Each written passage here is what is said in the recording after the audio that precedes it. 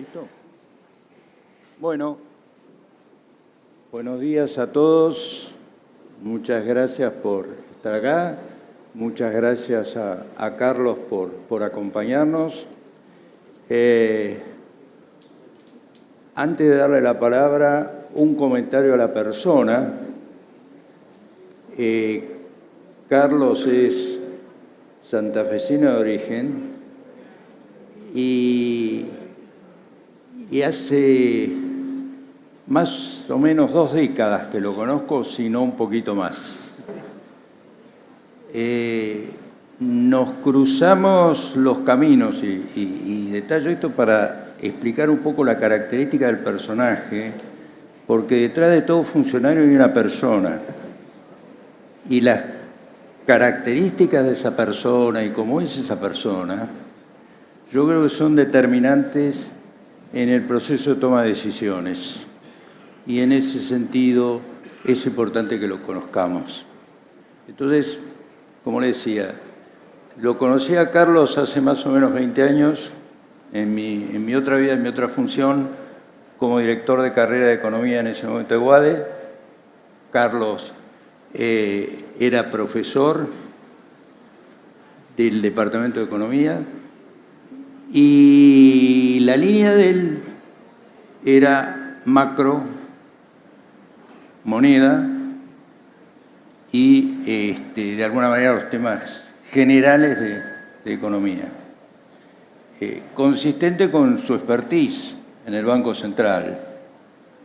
O sea, vos desembarcaste ahí más o menos contemporáneamente a tu época como alto funcionario del Banco Central.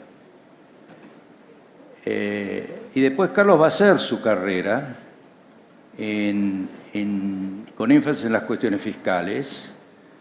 Carlos va a hacer un tránsito por la consultoría, después va a tener un alto cargo en el Ministerio de Interior vinculado a cuestiones de finanzas y finanzas provinciales.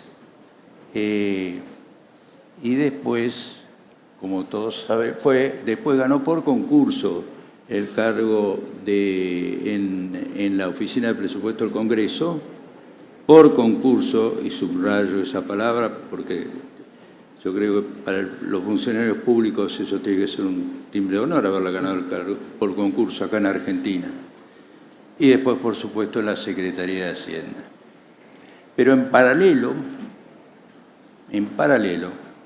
durante todo ese periodo, yo diría durante 10 años, 12 años, hasta ser designado en la Secretaría de Hacienda, donde por razones obvias lo libré del compromiso, él nos acompañó en el CIA. Él fue profesor del área de entorno económico de la certificación CIA, que cada rato debe aparecer por acá, ¿no es cierto? Nuestra certificación bandera. Y como sé que acá en el auditorio debe haber un montón de CIAs, yo diría que por lo menos el 60% de las personas que se llevaron una certificación pasaron por la mano de Carlos. Y si algo saben de moneda, equilibrio macroeconómico, te lo enseñó Carlos. Así que por eso hay una relación entre Carlos y el instituto. Y como director del equipo académico, de alguna manera, debo decir que fue uno de los profesores con mayor dedicación, esfuerzo a través de todo el tiempo, a pesar de que tuvo responsabilidades importantes. ¿Okay? Ahora sí, en diciembre del 23, que hablé por teléfono con él por última vez, le dije, te llamo para felicitarte y para liberarte yo, porque sé que no vas a poder seguir acompañándonos, porque te has metido en un baile complicado. Así que, gracias Carlos de nuevo, perdonen la explicación, pero para de alguna manera hacer la síntesis del personaje.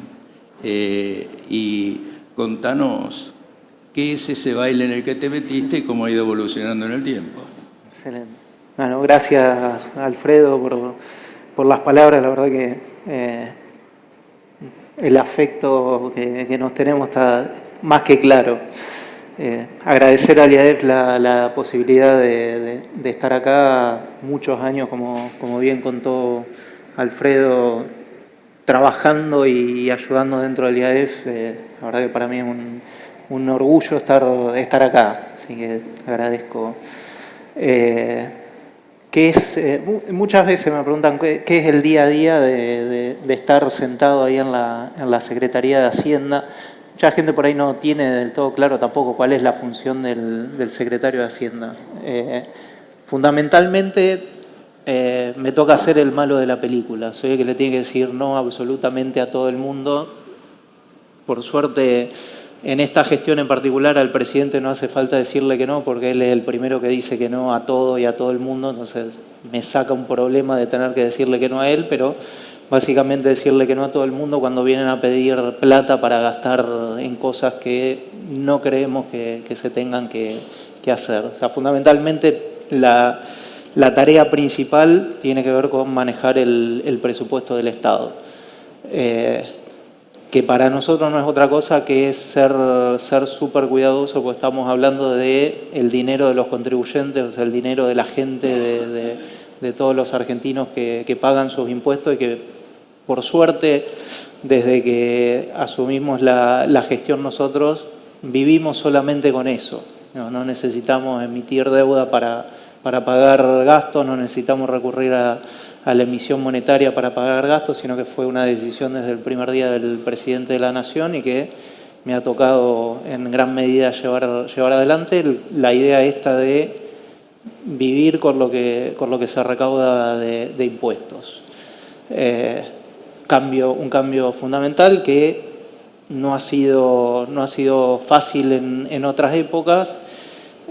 Estoy convencido que nosotros lo hemos logrado a partir justamente de tener un presidente con la convicción y con la visión clara de que ese es el camino para que Argentina logre dejar atrás décadas, podemos hablar 10, 20, 40, 70, 100 años, lo que quieran, no hace falta puntualizar en algún momento de la historia, de mal manejo fiscal que ha terminado siempre siendo la causa de la inestabilidad macroeconómica. Obviamente no es lo único, lo que hemos pasado estos últimos 4 meses es la muestra clara que del equilibrio fiscal solo no se vive, lamentablemente, si no sería bastante más fácil el trabajo para el resto del equipo económico, no para mí, yo tendría el mismo trabajo. Pero sí es la piedra angular, o como ahora se habla mucho, una de las anclas fundamentales del programa económico, tener ese equilibrio fiscal innegociable ante cualquier situación posible,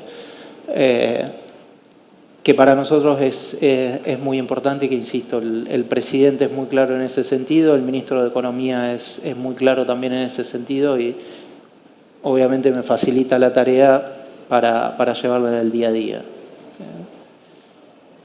En esa línea, para ir a algunos temas, presupuesto 2026, creo que lo estuviste el otro día en el Congreso. Lineamientos, perspectivas. Yo creo que afortunadamente este año están dadas las condiciones, sobre todo políticas, para que sí tengamos una ley de presupuesto aprobada en el Congreso. Desde el año pasado también la discusión, una de las tareas obviamente que me toca como secretario de Hacienda y responsable del presupuesto es la discusión política parlamentaria del presupuesto en el Congreso. Nosotros desde el primer día, tanto el año pasado como este año, la única línea que no se cruza es la del equilibrio fiscal. Nosotros presentamos un presupuesto que garantiza el equilibrio fiscal. A partir de ahí cualquier discusión se puede tener siempre y cuando no altere el equilibrio fiscal y determinadas prioridades de gestión que tenemos, que nuestro gobierno tiene en claro, ¿no? Fundamentalmente nosotros trabajamos con tres ejes de gestión a nivel de presupuesto y de políticas públicas, que es la asistencia social a los sectores más vulnerables. Ahí hay un trabajo que hace el Ministerio de Capital Humano desde el primer día de gestión, de ordenamiento y de fortalecimiento en algunos programas en particular. Mejorar las capacidades de las fuerzas de seguridad, de defensa y de inteligencia. Cuando arrancamos la gestión encontramos una situación de debilidad en las fuerzas de seguridad, las fuerzas armadas y todo el sistema de inteligencia que bien entendido nos protege y nos cuida todo de amenazas externas que son muchas y muchas veces uno no termina de tener dimensión, afortunadamente, de esas situaciones. Es un trabajo muy fuerte en ese sentido de rejerarquizar a las Fuerzas Armadas, a las Fuerzas de Seguridad, dotar de capacidades de inteligencia a los servicios de inteligencia de la nación. Y el tercer eje pasa por todo lo que tiene que ver con desregulación del sector privado, la tarea que está llevando adelante sobre todo el ministro Sturzenegger, muy claro, muy fuerte en términos de eliminar trabas, como siempre dice el presidente, para que ustedes, que son los empresarios, puedan hacer sus negocios, llevar su negocio adelante y que saquen el país adelante como debería ser. Y también un proceso fuerte de achique del Estado, de desregulación y de fortalecimiento de capacidades que el Estado no tiene. Entonces, preservando esos tres ejes de política, cualquier discusión está abierta con todas las fuerzas políticas, con todos los gobernadores. Desde el primer día de gestión hemos tenido reuniones sistemáticas con todos los gobernadores, sin distinción de partidos políticos. Eso es algo interesante y también muy novedoso. Es la primera vez que hay un presidente de la nación que no tiene ningún gobernador de su propio partido. Nosotros arrancamos el 10 de diciembre y los 23 gobernadores y el jefe del gobierno de la ciudad eran un partido distinto. Entonces, era un desafío enorme para todos de cómo llevar adelante esa relación.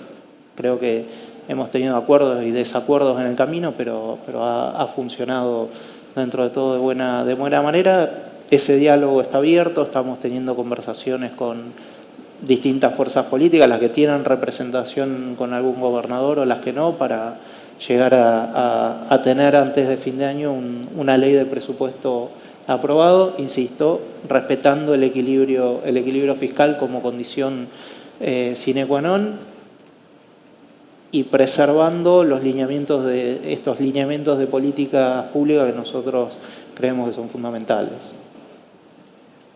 ¿Vos dirías que los presupuestos macro que están incorporados al presupuesto, sobre cuya base se hizo el presupuesto, considerando que estamos hablando de hace un par de meses, 2 o 3 meses atrás, siguen vigentes y válidos, digamos? Sí. Crecimiento, inflación, sí, etcétera, ¿no? La pregunta es interesante. El proceso de presupuesto es complejo, es largo de diseño, de armado del presupuesto. Entonces nosotros el escenario macroeconómico, los supuestos macroeconómicos con los que construimos el presupuesto, lo tenemos que finalizar primeros días de agosto, ¿sí? En ese momento estimábamos que el escenario más probable era para el año próximo un crecimiento alrededor del 5%, una tasa de inflación promedio del año de 14%, una inflación punta en diciembre de 10%. Nosotros estamos convencidos que esos valores siguen siendo razonables y siguen siendo como los de alta probabilidad de ocurrencia, o el escenario más probable. Después hay una discusión sobre el nivel del tipo de cambio nominal, ¿no? Cuando estábamos, insisto con este punto, porque estábamos hablando finales de julio, cuando empieza un poco el ruido en el mercado financiero, empieza la incertidumbre política, determinados ataques políticos en el Congreso y en otros ámbitos también. Pero hay que acordarse que hasta julio la discusión que estábamos teniendo era si el tipo de cambio se iba al piso de la banda, ¿no? En octubre estábamos discutiendo si el techo estaba muy bajo. Entonces, en 2 meses, que en Argentina 2 meses pueden ser una eternidad, y ustedes siendo empresarios no se los tengo que explicar. pero los fundamentos macro no cambió nada. No hubo una sequía, no hubo una catástrofe climática, un terremoto que diga, bueno, se destruyó capacidad productiva como para alterar sustancialmente el escenario macroeconómico subyacente. Nosotros sí teníamos la convicción que pasado el proceso electoral, la situación se iba a calmar, íbamos a volver a una situación más parecida a la previa de agosto que a lo que estaba pasando o pasó durante agosto-septiembre. El tipo de cambio nominal se acomodó en un nivel más alto de lo que tal vez pensábamos que podía acomodarse, pero para adelante no vemos saltos que nos hagan rever la nominalidad del presupuesto, el nivel de actividad en términos reales. En ese sentido creo que estamos cómodos con ese escenario macroeconómico. Vos dijiste la palabra clave hacia donde yo apuntaba, la nominalidad, ¿no es cierto? O sea, el hecho de que puedas mantener la nominalidad significa que no hay que hacer demasiadas discusiones con los numeritos. Los numeritos que están asignados a las partidas, etcétera, son lo que son y son lo que en términos generales mantienen validez y sirven para, bueno, el debate político sin que sea necesario revisarlos. Así que eso es algo que para nosotros, y ahora con el gorro de economista, ¿no?, es algo novedoso. Nosotros no tenemos demasiada experiencia, o tenemos que saltar 20 años para atrás para acordarnos de presupuestos donde la nominalidad funciona. Siempre hemos tenido los presupuestos, después dibujados luego, no en el origen, pero dibujados luego por lo que resultó la tasa de inflación, y por eso me parece que es un punto relevante la cuestión de la nominalidad, ¿no es cierto? Y dos cuestiones adicionales relacionadas con la nominalidad o el efecto, ¿no?, de la nominalidad en el presupuesto. La primera cuestión que es muy importante es tener en cuenta prácticamente 80-85% del presupuesto del Estado Nacional está predeterminado o asignado a cosas que además tienen ajuste por inflación, ¿no? Jubilaciones y pensiones, salarios, intereses de la deuda. El 85% del presupuesto va a parar ahí, con lo cual eventualmente si hay inflación esos gastos se indexan. Asistencia social, el grueso del presupuesto está asignado de esa forma. El año pasado, cuando enviamos el proyecto de presupuesto al Congreso, además habíamos incorporado una regla fiscal que nos obligaba a no gastarnos el exceso de recursos que se podía generar si nos habíamos equivocado con la nominalidad del presupuesto, ¿no? Históricamente lo que hacían los gobiernos era decir, bueno, subestimo la inflación, lo que hay más de inflación me lo puedo gastar como quiero, porque esa es la ley de administración financiera permite hacer eso. Nosotros dijimos, no, nosotros tenemos un compromiso con el equilibrio fiscal. Mientras estemos equilibrados, cualquier exceso de recursos lo vamos a ahorrar o vamos a seguir bajando impuestos. Este año la regla no está en el proyecto de ley, sino que está en otra ley que enviamos junto con el presupuesto, donde fijamos una regla donde, de nuevo, cualquier desvío de la nominalidad por arriba se tiene que ahorrar después de haber pagado, obviamente, los ajustes estos automáticos que decimos de jubilaciones, de asistencia social, salarios y demás. Pero cualquier desvío que tenga en la nominalidad no es de libre uso del Poder Ejecutivo. Entonces ahí también hay, a los fines de qué esperar en términos del comportamiento del gobierno hacia adelante, es mucho más claro también para que todo el sector privado entienda cuál es el camino.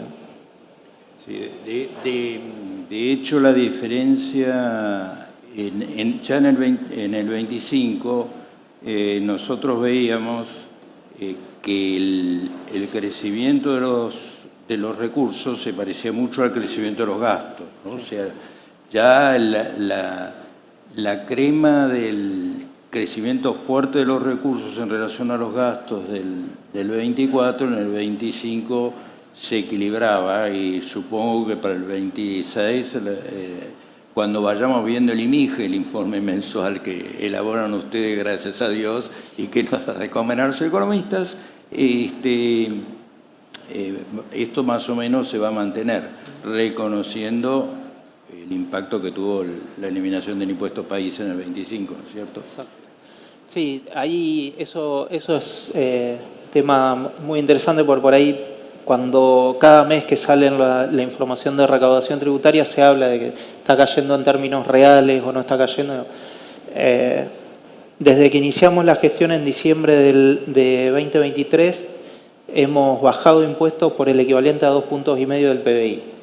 Entre impuesto país, la eliminación y la baja temporaria de derechos de exportación, aranceles de importación, un conjunto de medidas que han implicado liberar 2,5 puntos del PBI de ingresos del sector privado. Pues ahí es donde nosotros tratamos de ser claros todo el tiempo que estamos hablando de, no son recursos del Estado, es tener sus saldos acumulados en ARCA, algunos más, otros menos. Hemos empezado a mejorar esa devolución, siempre pensando en esos términos. Para nosotros la prioridad es generarle recursos al sector privado para que el sector privado pueda invertir, generar empleo y que la economía crezca. Esa es la forma que nosotros creemos que tiene que funcionar la economía, y el Estado tiene que ser un facilitador, no un estorbo como históricamente ha sido. La lista es larga de reducción o de eliminación de algunos impuestos. Estamos empezando a plantear los lineamientos de lo que van a ser las reformas estructurales que tenemos por delante, donde va a venir un nuevo ajuste en el sistema tributario, para mejor, no para peor. De nuevo, nosotros lo que vamos a ir haciendo es ir eliminando trabas, ir bajando impuestos a la medida que vamos pudiendo hacerlo. Como lo dijo el presidente en alguna entrevista, el ministro de Economía también lo ha repetido el fin de semana, o ayer, creo, antes de ayer, en una entrevista en televisión. No vamos a ir con un plan de reformas estructurales de una sola vez y por todo. La idea es ir escalonadamente avanzando de a poco y logrando los resultados que necesitamos para ir profundizando esas reformas, siempre teniendo en claro que hay una interconexión entre reformas del mercado laboral, reformas previsionales y reformas tributarias. Entonces ir avanzando de a poco, no hacer ningún salto al vacío. Eso es algo también muy característico de nuestra gestión, de ir dando pasos tal vez más cortos de lo que muchos quieren o pretenden, pero ir haciendo esos pasos en firme, evitar tener que retroceder en cualquiera de esas situaciones y ir construyendo un camino y una confianza también en la sociedad de que estamos haciendo lo que dijimos que veníamos a hacer y que lo estamos consiguiendo al ritmo. De nuevo, creo que los argentinos a veces somos demasiado ansiosos, pero vamos haciendo ese camino de a poco y tratando de caminar sobre seguro para no dar pasos en falso y no tener sobre todo que retroceder en medidas que nosotros creemos que están bien y que por una cuestión de timing tal vez el timing no fue el más apropiado y tenemos que volver para atrás, y después tener que volver con una medida que revertimos siempre es mucho más complejo. Entonces, ese es un poco el camino y lo que tenemos por delante. Es auspicioso lo que decís, porque en realidad cuando uno mira la historia de los planes de estabilización en Argentina, uno lo que ve es que por ahí el diseño de los instrumentos, vos podés estar más de acuerdo o menos de acuerdo, pero el tema de la secuencia, el tema del timing, son en general como subestimados, y acá claramente no es lo mismo A primero y B después que B primero y A después. Entonces, cuando ustedes tienen un paquete, un triángulo, con 3 reformas ahí, que son las laborales, donde aparece todo el tema seguramente de los aportes, la previsional y la impositiva es un nudo que hay que desarmar con cuidado, ordenar cada cosa en su lugar con mucho cuidado. Y teniendo en cuenta que hay una variable en el tiempo que ustedes hasta hace poco controlaban muy poquito, ahora controlan bastante, por no decir totalmente, bastante, que es el tratamiento parlamentario y lo que es la negociación, cómo eso te va afectando el timing. ¿Por qué no le das una vuelta de tuerca a eso? Sí, coincido y todo el equipo de gestión coincide, el timing es fundamental, cómo se va dando ese proceso, por eso no creemos que la mejor opción es salir con paquetes de reformas para los próximos 100 años de una sola vez, sino ir haciendo un camino que vaya mostrando claramente hacia dónde vamos, pero con pasos que sean concretos y que nos vayan dando los resultados que esperamos. Insisto con algo fundamental y que es convicción del presidente 100%, que es el equilibrio fiscal. Entonces, hacer por ahí saltos al vacío en reformas tributarias, reformas previsionales o reformas laborales que desfinancien completamente al Estado es algo que no va a pasar en esta gestión seguro. Entonces, por eso el camino es con mucho cuidado, respetando el equilibrio fiscal, ir avanzando claramente, como lo venimos diciendo, en ese conjunto de reformas, donde los tiempos hoy son más favorables para avanzar en eso después del resultado de la elección del 26 de octubre, donde hemos logrado una fortaleza en el Congreso que tal vez no se esperaba, no hablo después del resultado de la elección de septiembre, digo, antes incluso cuando éramos rubios de ojos celeste, no se esperaba tal vez tampoco un resultado tan contundente en términos de cantidad de bancas en el Congreso, tanto en diputados como en el Senado. Hoy tenemos otra fuerza para negociar y para plantear la hoja de ruta.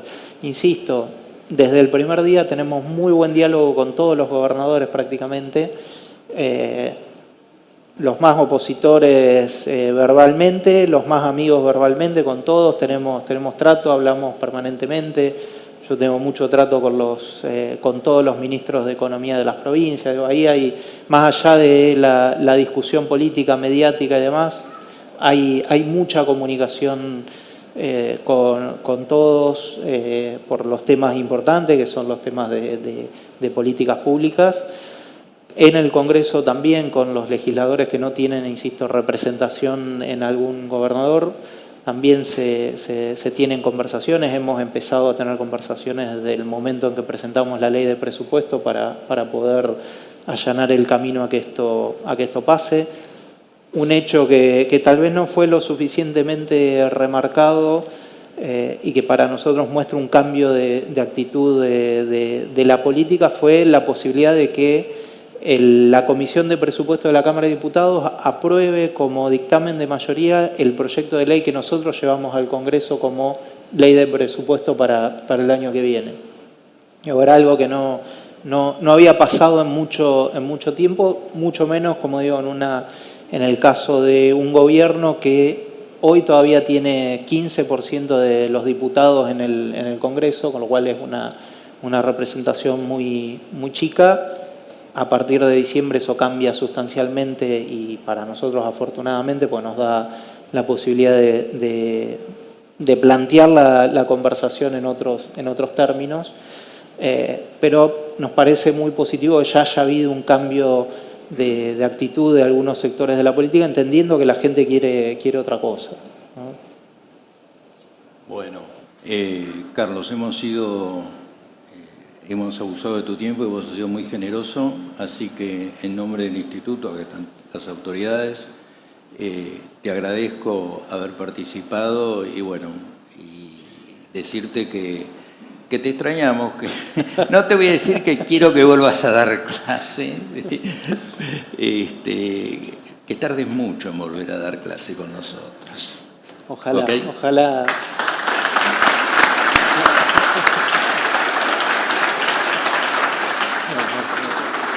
Gracias.